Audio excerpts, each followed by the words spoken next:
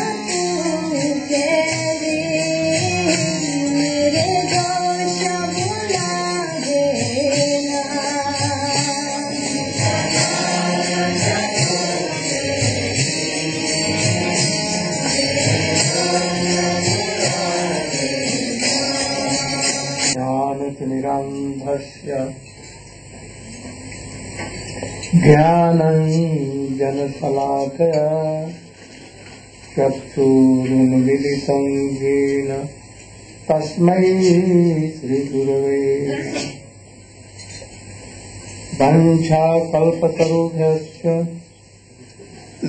कृपासिन्धुभ्यैव च पतितानां पावनेभ्यो वैष्णवेभ्यो नमो महावदन्याय कृष्णप्रेमप्रदायते कृष्णाय कृष्णचैतन्य नाम्ने गौरस्ते गुरवे गौरचन्द्राय राधिकायै तदालये कृष्णाय कृष्णभक्ताय तद्भक्ताय नमो यं प्रव्रजन्तमनुपेतमपेतकृत्यं द्वैपायनो विरहकातर्यायिनः पुत्रेति तन्मयतया सर्वोऽभिनेदुः तं सर्वभूतहृदयं मुनिमानतोऽस्मि तवैवास्मि नमामि त्वया विना इति विघ्ने राधे तन्नमामि चरणं। My millions of humble obeisances in the lotus feet of my Gurudeva, Om Vishnu Pāsishma Bhakti Pragyan Kishore Goswami Maharaj, and send in the lotus feet of my Shiksha Guru Srila Bhakti Vedanta Swami Maharaj. Now we are explaining about Bhakti, and I am giving so many stages of Bhakti. Up to Prahlad Maharaj, we are finished. And he is in the category of Jnani Bhakta. He is Mahabhagavat. No Anna Vilas. Even Anna Vilasita. And not, his bhakti is not covered by Jnana, Karma, Yoga, Tapasya and anything. And he always praying. And so he is realizing Parabrahma, that Krishna is Parabrahma, Nrsimhadev is Parabrahma. And that is why he is so powerful and he is transcendental. So he has no appetite, nothing to serve him, but he will serve like father and mother. Anyone cannot kill him. He never thought that I should massage his feet. No need. So this, that he always thinks about the opulence of his Supreme Lord. There is something lacking which has been not told in the Paribhasha. The definition is not fulfilled by his activities. What is lacking? He cannot use his all senses in the service of Krishna, because his Lord never becomes hungry, thirsty, tired, nothing. So only he can pray and meditate him. Only this. He can be in association, but always he is involved in opulence of Nrsimhadev or his Lord. So many things are lacking in this. He cannot use his all senses in the service of his Lord. So, more than this, Ambarish Maharaj is somewhat nearer what has told in the definition. He has no desire other than bhakti, to serve Krishna. And his bhakti is not covered by Jnana, Karma, Yoga, Tapasya, astrology or anything. He has no worldly desire. Only he has desire to serve Krishna. Not only desire, but he used his all senses in the service of his Lord. Who is his Lord? For Prahlad Maharaj, though it has been told Krishna word, but Nrsimhadev. Opulence cannot go to Vrindavan, Braja, and Krishna Nandanandan, Brajesh Nandan, how he can touch? But about Ambarish Maharaj, we see, he gave all his senses.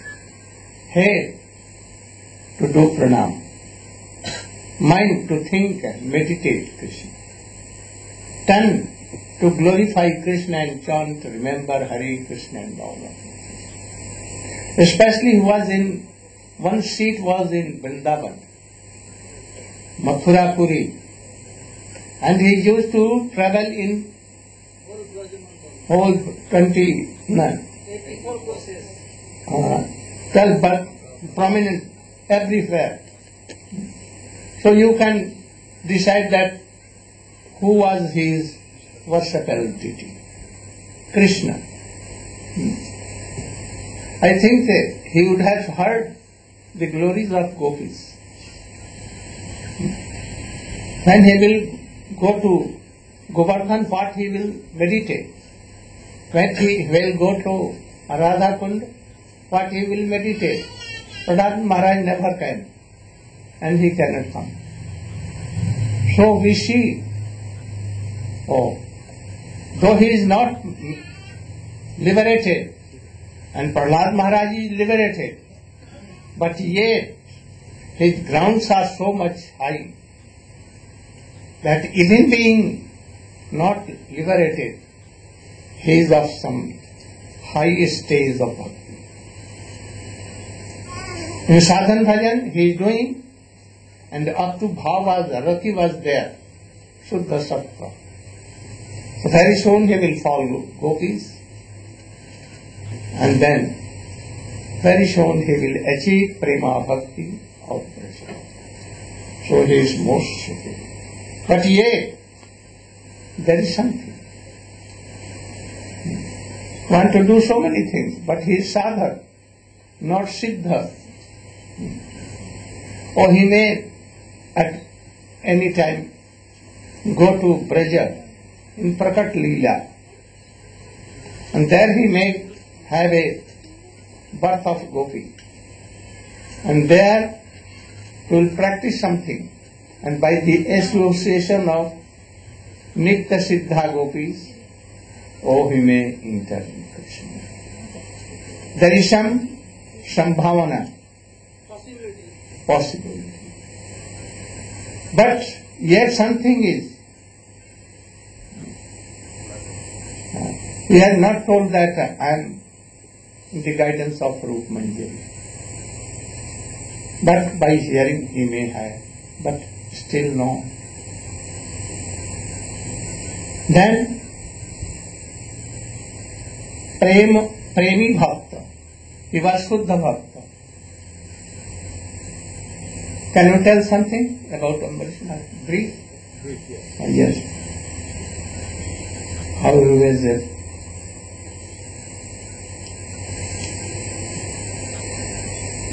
That one. No. That's that one.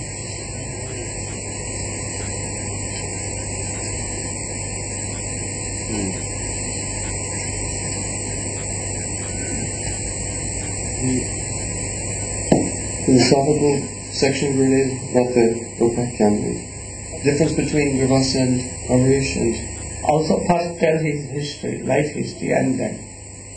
Om Jnanatimanandasya Jnananjana Shalakaya Chaksuranjantam Jena Tasmai Sri Gurave Namaha.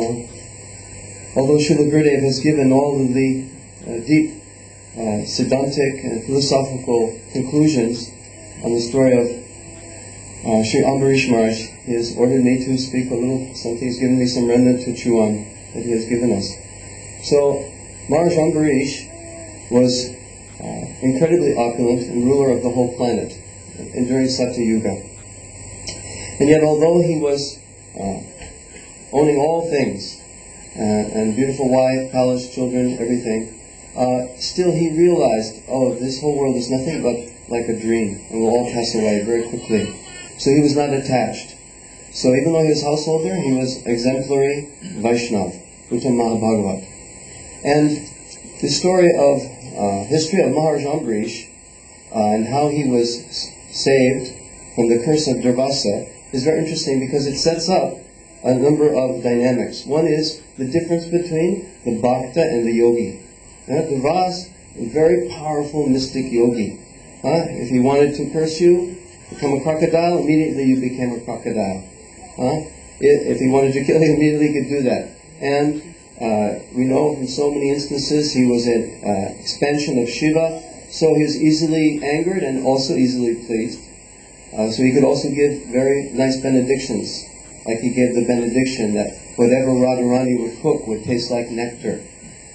And this set up a situation where Mother Yasoda insisted that Radharani cook for Krishna. So Durvasa has an important role to play in Krishna's Leela. At this time, he also played a role. Maharaj Ambarish had been fasting from Kartik to Kartik, observing all strictly Ekadasis and Dwadasis. So after 1 year of observing in Madhuvan, in his palace in Mathura on the bank of Jamuna, these Ekadasi, it came time to break the fast, and he fed sumptuously all the Brahmins and gave so many cows in charity, and then just as he was supposed to break his fast, Durvasa showed up. Now, as an uninvited guest. In Vedic culture, uninvited guest is treated as good as God. So first he worshipped Durvasa and then offered him some also prasad. Durvasa said, first I want to do my duty, snan, take bath in Jamuna, say do my meditation, then when I come back I will honor. So now another interesting point. Maharaj Ambarish was faced with a dilemma. While Durvasa was taking his time, he was meditating in the water, the time came to break his fast. And if, as we know, Dwadasi Paran, if you don't break it on the right time or before the time, then the effect of your Ekadasi is ruined. So but at the same time, if he took before his guest, then this would also be a transgression of Vedic culture and a sinful activity. So he himself consulted with his advisors. They couldn't come up with a solution, but he himself came up with a solution that if I just take a drop of Charnamrit water from the Lord, bathing of the Lord, that morning he'd done a Mahabhishek of the Lord, then it's said in the scriptures that to take water is eating and not eating. So in this way he would break the fast and not break the fast. Also, we learn if we don't take anything, then we can break with water. So he had a dilemma here. Of the two, which was more important? To transgress or make some offense to Bhakti Devi, or to ordinary dharmic to a guest. So here we see he chose better not to offend Bhakti Devi herself. Kadasi is Bhakti Devi herself, Krishna himself also. So in this way, when Durvasa realized that Ambarish had broken the fast, he became very angry. He came back and he said, oh, you have no culture, you're not a devotee at all. And he took one of his dreadlocks, and throwing it down on the ground with a curse, it became Pritcha, a very fiery demon who went to attack and kill Maharaj Ambarish. Now another difference comes up between the Bhakta and the Yogi. Although Durvasa was so powerful, and Maharaj Ambarish, like a human being, not exhibiting these powerful mystic powers, Maharaj Ambarish just remained very humble and very peaceful, and stood his ground and prayed to the Lord without any fear.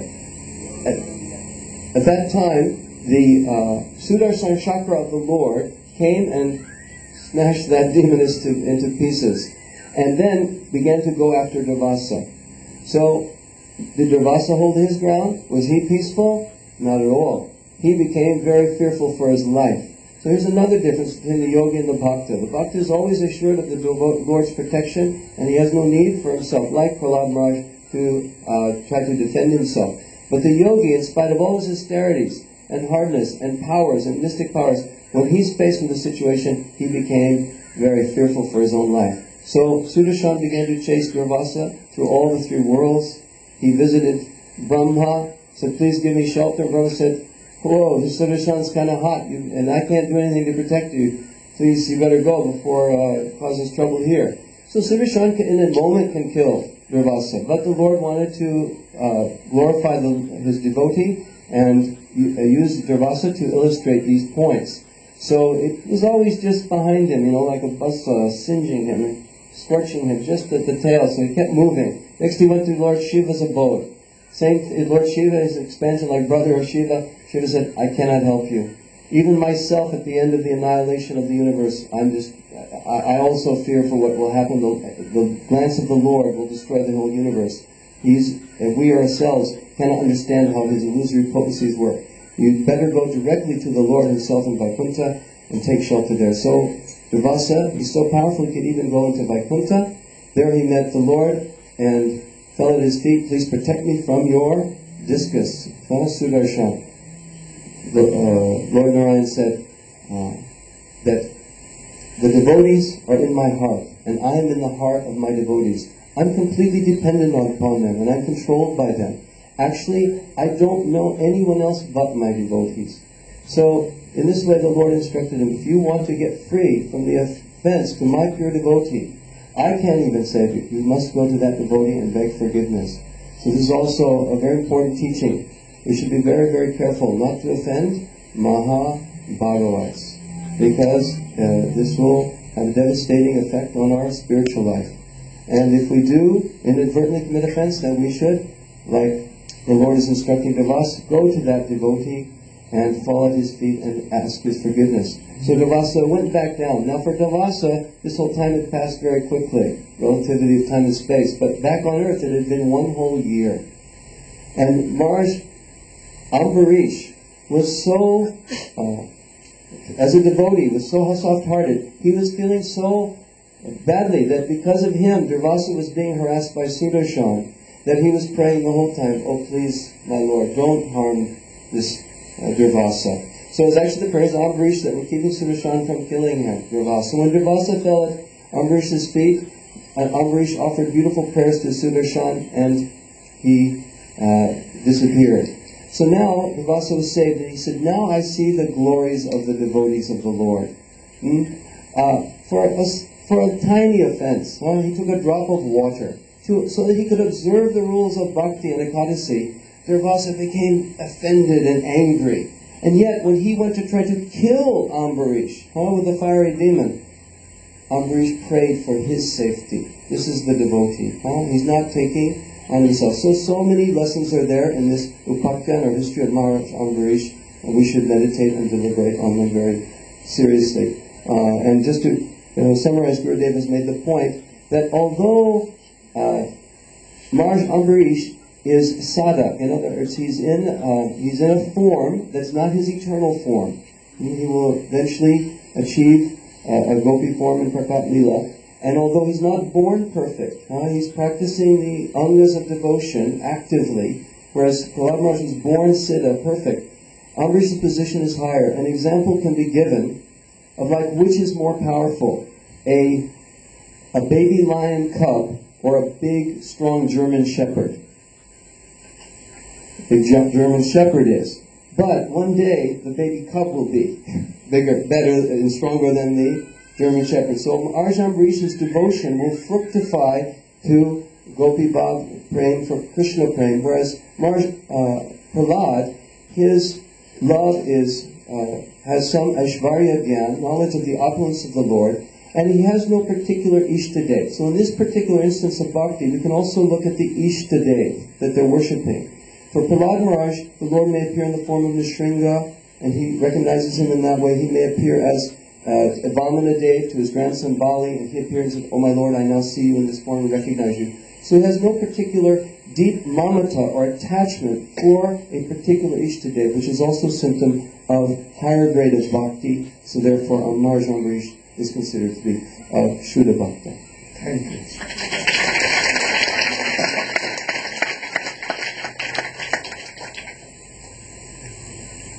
So, now some higher rank.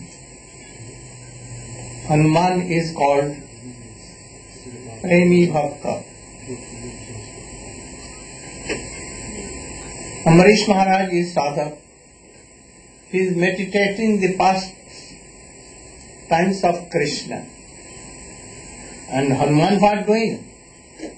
Being in Vaikuntha planet himself, whole day and night, 24 hours serving Ram. In so many ways. Sometimes he has some opulence, sometimes no. Sometimes Aishwarya, but always Madhurya Bhav, Das Bhav. Hanuman what doing? You should explain something in a beauty.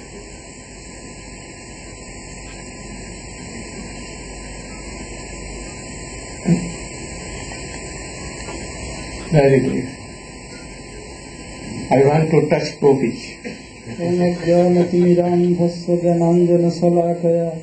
चक्षुरुन्मिलितं येन तस्मै श्रीगुरवे नमः वंशाकल्पतरुभ्यश्च कृपासिन्धुभ्यैव च पतितानां पावनेभ्यो वैष्णवेभ्यो नमो नमः.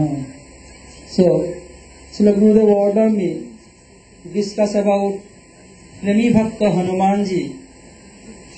First, we have to know what is prem.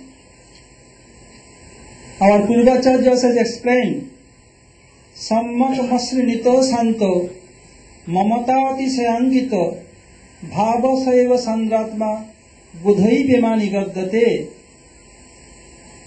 When Sambhag must nito santa, when heart will be very smooth, and when bhav will be more mature, and possessiveness or minus will come too much, that he is mine. In bhavavastha, minus is there, but not too much, not condensed form.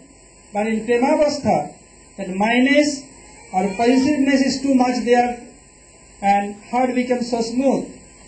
If this type of bhakti is there, bhava saiva sandratma budhai premani gaddate, the spiritual scholars, they told that this is prem. So Hanumanji has prem, possessiveness or minus for Sri Ramchandra and his associates. Hanuman never married. Why? Then he had to waste his time for his household life. He could not give 100% attachment for Lord Ramchandra. So he is born brahmachari. When Lord Ram's potency, Sita is stolen by demon Ravan, and Hanuman went searching for her, and he searched Sita Devi and gave message of Lord Ramchandra, and he became very angry. Oh, demon Ravan kidnapped my mother Sita Devi. Hanuman burned the whole Lanka, which was made of gold. He burnt it completely. Prior to that, when Lord Ram and Lakshman was coming to search about Vibhishan, and Hanuman brought him them, put Ram and Lakshman, all of both of them, each soldiers, and came to Kiskindha. Once, when Lord Ram invaded Lanka, to bridge his near to cross the ocean, Hanumanji, help of Nal and Nil and others, they made a bridge. They are writing name on the stone, Ram Ram, and getting together and made a bridge. Once Lord Ramchandra thought, oh, these monkeys, they are making bridge, taking the help of my name. Okay, I can try. So Lord Ramchandra took some pebbles and went under a bush, and he threw one pebble, sink in the water, and second also. In the meantime, Hanuman came back with a very huge stone for complete the bridge. He could not find Lord Ramchandra. Where is my Prabhu? Then he made his body very huge, and he saw Lord Ramchandra is behind a bush. He jumped from there, arrived there. That's Prabhu. What are you doing? Lord Ramchandra, no, nothing. Go and do your own job. All your own message. Oh Prabhu, please tell me what you are doing here. No, nothing, you can go. But Hanumanji, very determined to know. Then Lord Ramchandra told Hanuman, all of you taking the help of my name, making bridge and telling Ram Ram, so I want to test. If I throw a stone, it will float or sink. Then Hanuman began to smile. Oh Prabhu, we are taking the help of your name. So stones or rocks are floating on the water. To whom you give up, how they can float? They must fall down, so it's going down to the ocean. Not possible. In same way, if Asya Bhagavan, Sadguru Padma, or Bhagavan give up anyone from his heart, it will never be survived. So we have to be very careful. We should not do any offense, lotus of Vaishnavas, and to neglect Gurudev. Another pastime of Hanumanji, when Lord Ram returned to Ajodhya with Sita Devi and Lakshman, one day Sita Devi was making her up with vermilion, etc. Hanumanji came, told Mother, what are you doing? Sita Devi replied, my dear son, I am putting sindur, meaning vermilion. Now what purpose? Sita Devi told, your father, Lord Ramchandra, will long life. Really? Yes. Hanuman went away. And Sita Devi dressed herself and went to royal assembly and took her seat left side to Lord Ramchandra. Hanumanji, as soon as Sita Devi came out from her dressing room, Hanuman entered there, took all sindur mixed with oil and put her whole and smear his whole body and he completely reddish and came to royal assembly. Seeing Hanumanji, Lord Ramchandra, Lakshman, Bharat, all are laughing and Sita Devi hiding her face under his veil smiling. Sita Devi understood the whole fact, what he did. Lord Ramchandra, Hanuman, why you dressed yourself like red today? Then Hanuman told, if my mother put a little bit sindoor on her head, then you will be long life. So I want you will be long life. You never be disappeared from this world. So I put all sindoor of my mother on my whole body. So still ever you seen Hanuman is red color. So it's called Sindure Hanuman. Moreover, one day, Sita Devi, Lakshman, Bharat and Shatrugna, they held a meeting and told, this monkey rendering all services, we have no chance to render any service. So we have to quit his service and we shall distribute it among ourselves. So Sita Devi took charge of night service and Lakshman, Bharat and Shatrugna, three brothers, they distributed among themselves other service. Next day when Hanuman came, there is no service left over for him. Hanuman requests to Lakshman, Bharat, Shatrugna and Sita Devi, please give me a tiny bit service. They told, you have served so much, no need serve more, no, there is no left over any service. He said, okay, then I can only click when Lord Ramchandra yawned. But the symptom of Bhagavan, there is no yawning, though no tiredness, no laziness, so it is not possible. So they said, okay, you can do, no problem. But they not give any chance to Hanuman stay in royal palace. Hanuman went out of royal palace, sitting under a tree and only clicking. And mind is chanting Joy Ram, Joy Ram, Joy Joy Ram. And other hand, Lord Ramchandra only yawning and yawning. Sri Lakshman, Sri Bharat, Sri Shatrugna and Sita Devi could not render any service. He is not taking anything, doing nothing, only yawning. Then they understood it must be done by that naughty monkey. Then all of them came to Hanumanji. Oh Hanuman, what are you doing? Only Ramchandra yawning and yawning. Hanuman told, what can I do? Because you kick me out and quit my all services, only give this menial service. I don't know when Lord Ramchandra yawned because I'm out of palace under a tree, so I don't want to miss any chance. So I'm clicking, so I don't want to miss the chance. Then they call him again, advice of Lord Ramchandra, and again engage his service. Thank you. Hare Krishna. Vanchakalvatara bhastya sindhu bhayevacha sadikanam pavanebho vishnavibho namo. Very good. I want to explain all these things simply so that we can glorify most higher type of Premi Bhakta. Not Bhakta, we will explain. You can tell about Prem Par Bhakt and compare their bhakti with Hanuman. In brief,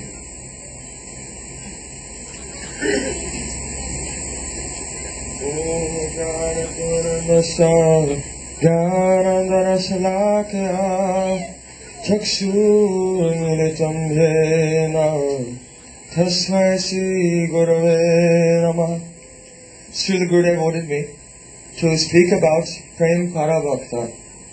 The next category of devotee superior to Hanuman is called Prem Parabhakta, and the devotees in that category include the 5 Pandavas, Yudhishthira Maharaj, Bhimsen, especially Arjuna, who is very close to Krishna, and Nakul Sahadev, and Draupadi. So, you know that Krishna is a very different of Arjuna. How do they associate with each other? Krishna can even become the chariot driver of Arjuna, like his servant. He's driving his chariot, taking care of his horses. Arjuna and Krishna, they can sleep together on the same bed. Once Narad Rishi came to the palace of the Pandavas And there he saw that Krishna was lying on the bed with his head this end and his feet this end. And Arjuna was lying on the same bed with his feet where Krishna's head is and his head where Krishna's feet are. And on one side, Draupadi was fanning, and on the other side, Rukmini and Satyabhama were fanning. And both were asleep. And as the Arjuna was sleeping, as he was dreaming, the name of Krishna was coming out from every pore of his skin. He was so much absorbed in love for Krishna. When Narad saw this, he began to dance in ecstasy. Arjuna Krishna, Arjuna Krishna, Arjuna Krishna. How close Arjuna and Krishna are. Krishna especially likes Arjuna. Why? Because he very much resembles one Sakha, one friend he has in Vrindavan called Arjuna Sakha. So he has very close friendship with him. In addition to this, they have so many relationships. Krishna can become his chariot driver, he's his friend, he's his advisor also. And when he spoke Gita, he became like Guru, and Arjuna became like disciple also. Not only that, but Krishna arranged that Arjuna should marry his sister Subhadra. Once upon a time it happened that Baldev Prabhu, he wanted that Krishna's sister Subhadra should marry Duryodhana. But no one else wanted it. Vasudev, Devaki and Krishna, anyone, they were all against this idea, but Baldev is a very strong character, so they were silent, they didn't say anything. But Krishna arranged that Arjuna should come, disguised as a sannyasi. So he came disguised as a sannyasi and made a bhajan kutir just outside Dwarka. On the bank of the ocean, outside of Dwarka. So that time, Subhadra, she was feeling very sad. Duryodhana, he wants to arrange my marriage. Baldev wants to arrange my marriage to Duryodhana. I don't want to marry him. And she was quite attracted to Arjuna. So then one day, the Subhadra, she dressed up very nicely, and along with her Sakhis, she heard the news that one sannyasi was staying just outside Dwarka, and he's very powerful. If he'll give a blessing, then whatever desire you have, it must be fulfilled. So Subhadra, along with her Sakhis, came there to give some donation and offer pranam to that sannyasi. But what happened? Krishna arranged that just behind the bhajan kutir, Arjuna's chariot was parked there. So when Subhadra came, then Arjuna took her quickly and got onto the chariot and was driving away. When Balaram saw this, he became very, very angry. Stop him! We should stop him! We should use force, call all the army and soldiers and everyone and fight with him. Krishna said, why are you getting upset? This is actually Kshatriya's dharma. At that time, when I stole away Rukmini, you supported me. So why are you going against him now? And in this way, Krishna, he pacified the anger of Baldev Prabhu. And Arjuna took away Subhadra. But rather, when the chariot was pulling away, Subhadra was driving the chariot, and Arjuna turned around with his bow and arrows and everything to fight all the warriors who were coming. So Krishna said, you are saying that Arjuna is stealing our sister Subhadra, but actually we think that Subhadra is stealing Arjuna, because she's driving the chariot and he's firing the arrows. So in this way, Arjuna was married to Krishna's sister. Also, Krishna told that if the husband of Draupadi, Subhadra you will kill, then he will be Vidhava, because by hurt she has children.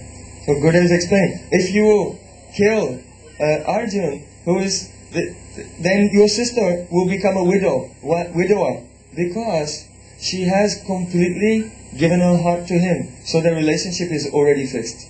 So in this way, he pacified Baldev Prabhu. So we see that Arjuna is Krishna's Bhagnipati. That means the husband of Krishna's sister.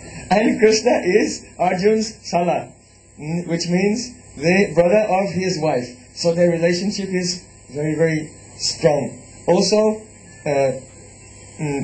Arjuna is the son of Kunti Devi. And Kunti Devi is the sister of Vasudev. And Vasudev is father of Krishna in his Mathura and Dwarka Lila. So in this way, they have so many relationships by marriage and by blood. So Srila Gurudeva also ordered me to now compare the devotion of Arjun and the devotion of Hanuman. So in this regard, there's a very beautiful pastime.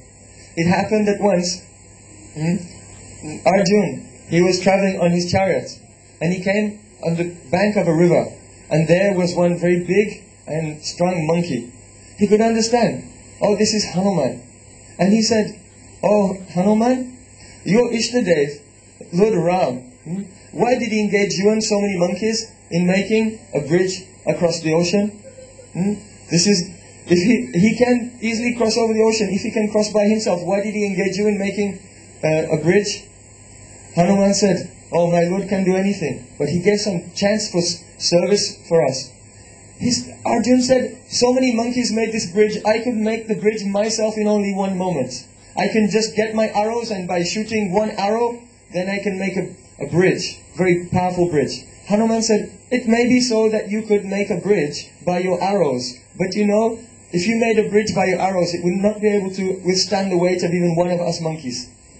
So in this way, they were arguing with each other. So then Arjun, he took up the challenge, and he took his bow and chanted mantra, and he began to shoot his arrows. And in a moment, they were on the bank of a river, he made one bridge across that river from arrows in just a moment. So then Hanuman, this bridge was extremely strong. So Hanuman, he wanted to prove that actually, yes, you could make a bridge by your arrows, but it would not stand the weight of one monkey. So then Hanuman, he quickly went to the Himalayas, and he collected lots of mountains, and he tied one mountain onto every hair of his body. So he was completely covered in mountains on every hair of his body. Then he came back. And when he came back, so big and covered in mountains, then Arjun, he had a lump in his throat. Said, oh no. And Arjun began to pray, oh Krishna, please protect my honor. Please protect my honor. I am your devotee. And then Hanuman, he came and he put 1 foot on the bridge. So when he put 1 foot on the bridge, it was creaking a little, but it didn't break. So that time Hanuman was thinking, oh my Lord Ram, please protect my honor. I am your devotee.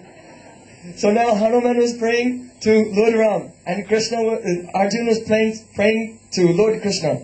So just then, Hanuman, he was going to put his 2nd foot on the bridge to make it break down. But he looked down and he saw that all the water in the river had become red. Red. What's this? So then Hanuman and Arjun both, they came down and they went to have a look. And they saw that underneath the bridge, someone was there holding up the bridge. So when Hanuman looked, he saw that his Lord, Lord Ramchandra, was there holding up the bridge. And when Arjun looked, he saw that his Lord, Lord Krishna, was underneath holding up the bridge. So at that time, then Krishna, he came out and he spoke to Hanuman. And he said, oh Hanuman, Arjun is my very near and dear devotee. I also render service to him. So how much more you should also honor and render service to him. And Lord Krishna, he requested Hanuman, you should serve Arjun by appearing on the flag of his chariot. So when you see the chariot of Arjun, you'll notice that Hanuman is there. And whenever the time is required, then Hanuman will roar very loudly and scare away the enemies of Arjun. So this pastime is there to show us how the Lord, he has so much love and affection for his devotees. He protected the honor of Arjun by stopping the bridge from breaking. And also, or if he had not come, then the bridge, it may have broken. So he also was very kind to Hanuman and Arjun both. But at the same time, he personally told Hanuman that, oh yes, you are my servant, but the love of Arjun is superior in such a way that even I am his servant. So how much you should honor and serve him. So Hanuman, it's not possible for him to lie on the same bed as his Lord Ramachandra. How is it possible? He doesn't have such intimacy as Arjun can do. Arjun and Krishna, they are very close together. They can laugh and joke with each other. Sometimes Arjun would criticize Krishna because Kshatriyas, warriors, when they get together and then they brag about their deeds, how they've saved so many damsels in distress and how they've killed so many demons. So when it's time for Kshatriyas to give a report of their great activities, sometimes Krishna will stretch the truth a little bit. At that time, Arjun will say, oh Krishna, how true your words are, how very true, sarcastically. So he can even make some criticism and laugh and joke with Krishna. He's so intimate. But Hanuman, He cannot do that because he has Dasya Bhav. What is Dasya Bhav? In Dasya Bhav there is Krishna Nishta. The mind is fixed on the Lord. And Krishna Tyag, to give up all types of sense gratification for the service of one's beloved Lord. And in Dasya Bhav there is Mamata, possessiveness. And wherever there is possessiveness, then Seva will flow. There will be Seva Vritti. But Arjun, he's a friend of Krishna. And because he's a friend, he has these ingredients in his love. Krishna Nishta, Krishna Tyag, Mamata, Seva, but he has one more thing, and that is called Visramba, intimacy, feelings of equality, and therefore he can serve Krishna more closely than Hanuman.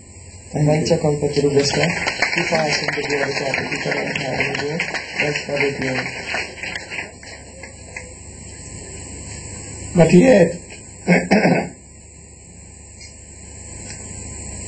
Arjuna has some defect in his bhakti. It cannot be told. Lack means. But he has sometimes some affluence to Krishna. Aiswarjamai bhakti.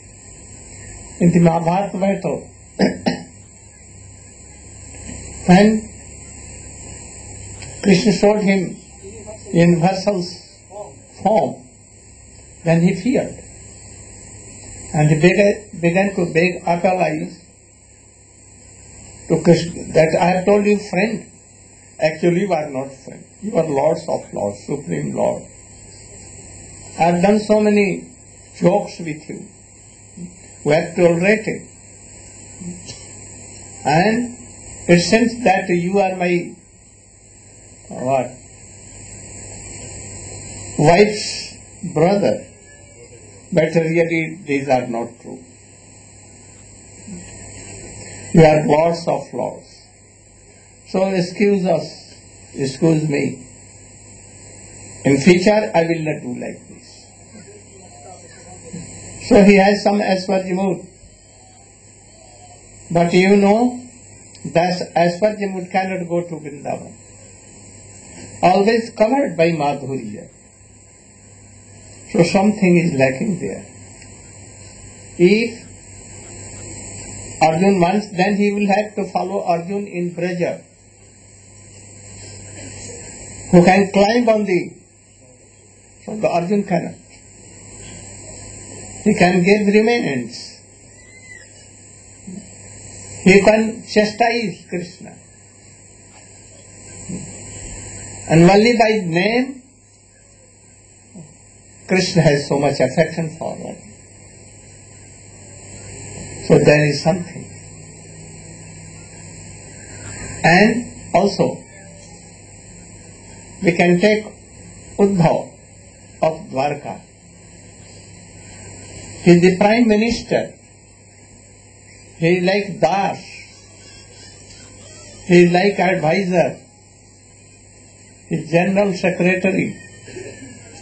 Everything. More dear than Baldev Prabhu. Even to Satyabhama Rukmani sometimes. But he has nothing to do in Braja. But he is so superior. So Krishna sent him. Why sent? Shyamrani in some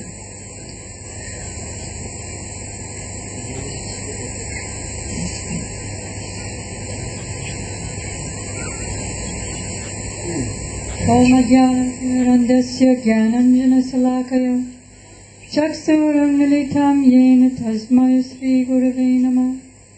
Srila Gurudev has ordered me to speak a few words on the glory of Sri Uddhavji and to mention why he is a superior devotee than Arjuna even, or any of the other previous bhaktas mentioned.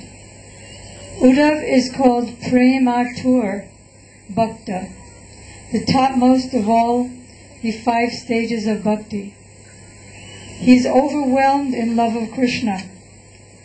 Although he is not qualified to be a resident of Vrindavan, Lord Krishna felt him qualified to at least learn something from the Vrijabasis, and particularly from the gopis. Once, when Krishna was sitting up on his rooftop, looking over the Jamuna River to Vrindavan, sitting on his palace roof in Mathura, Uddhav came over and saw Krishna weeping uncontrollably.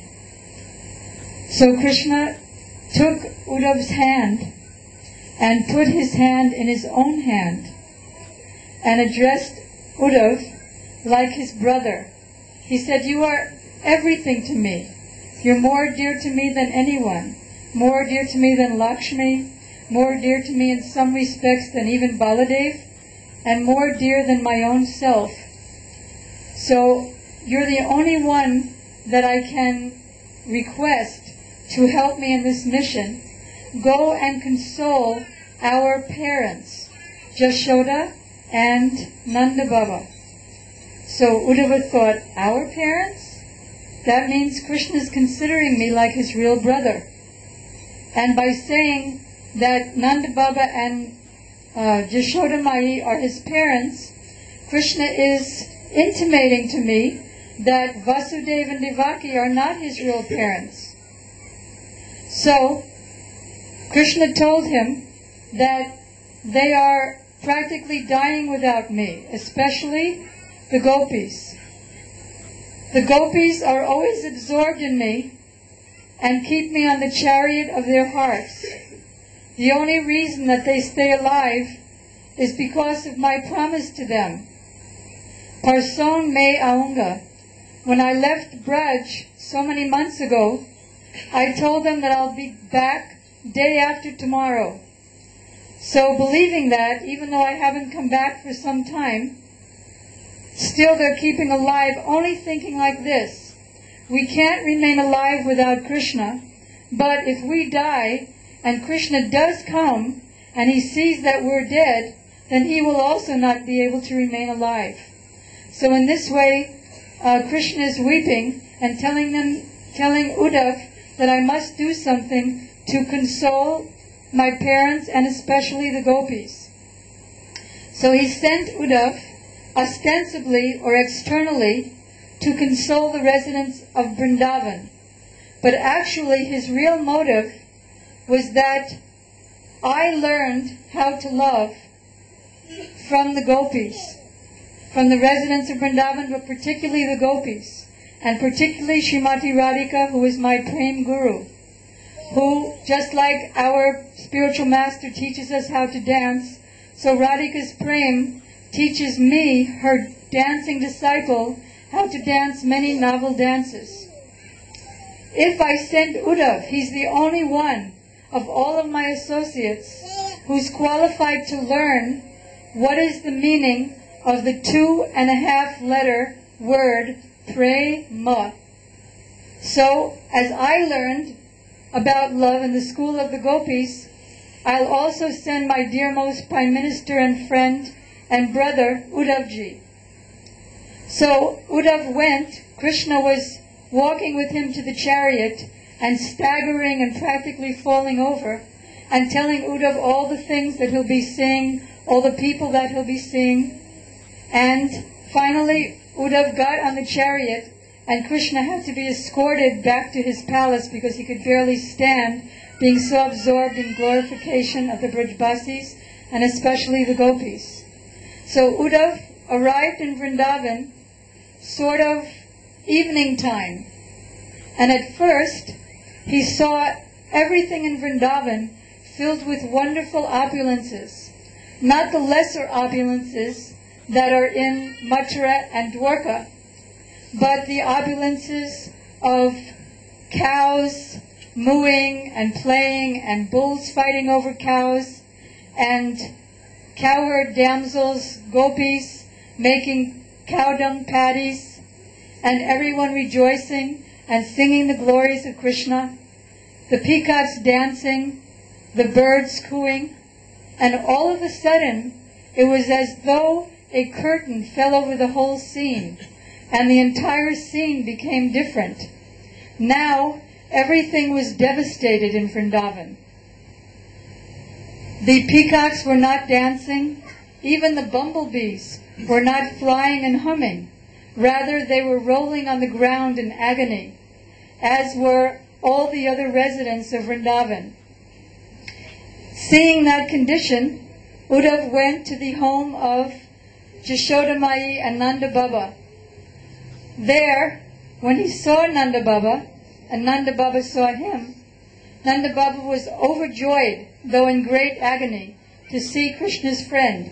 But he couldn't utter the word Krishna, because then he wouldn't be able to speak anymore. Thank you. Okay, Hare Krishna. Very good. Krishnadeva Bhavan Sambandhe.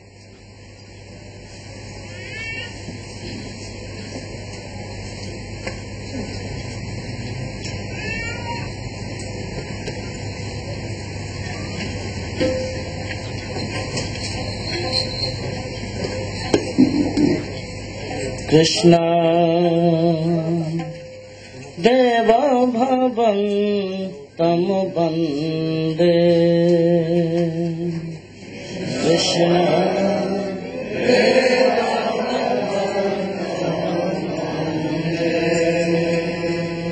Krishna Deva Bhavan Tam Bande Krishna Deva Bhavan Tam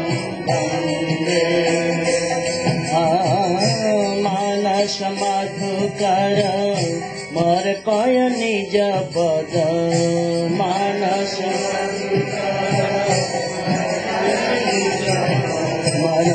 Manas Madhukar Mar Paya Nija Pada Manas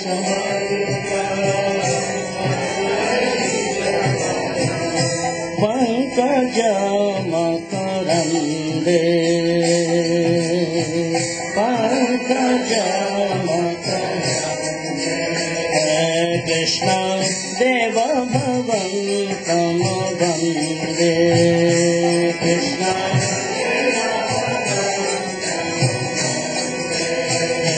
Krishna Deva Bhavan Tam Bande Krishna